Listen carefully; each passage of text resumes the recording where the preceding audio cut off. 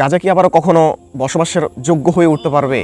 যে গাজাকে ধ্বংস করা হয়েছে, এমনভাবে করা হয়েছে যে এই গাজাকে আবার পুনর্গঠন করতে কয়েক প্রজন্ম লেগে যাবে।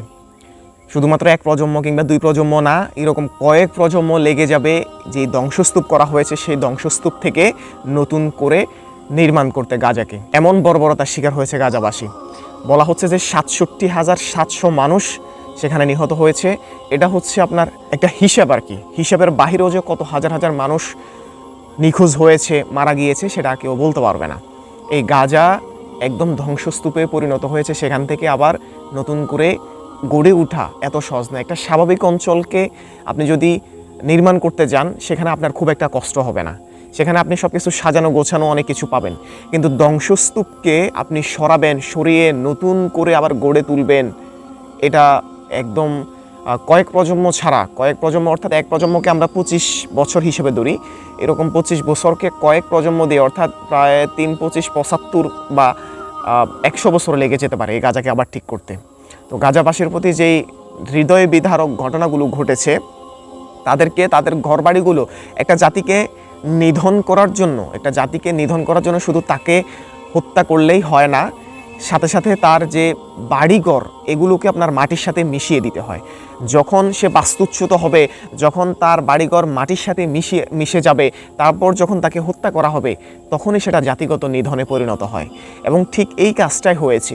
আপনি যদি দেখেন তাহলে বুঝতে পারবেন যে গাজার মানুষকে শুধু হত্যাই করা হয় নাই, দেখে দেখে তাদের বাড়িঘরগুলোকে ধ্বংস করে দেওয়া হয়েছে, যেখানে তারা আশ্রয় নিতে পারতো, যেখান থেকে আবার যুদ্ধবিরতি হলে বা যুদ্ধ শেষ হলে তারা সেখান থেকে বসবাস শুরু করতে পারতো।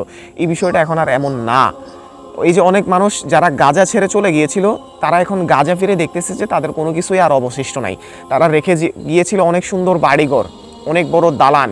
সেই দালান বলেন, বাড়িঘর বলেন, জায়গা জমি, কোনো কিছু চিহ্নই রেখে যায় নাই, দেখা যাইতেছে না। তারা যে কোথায় ছিল, কোন জায়গাটা অবস্থান করছিল, সেটাও এখন তারা বুঝতে পারতেছে না।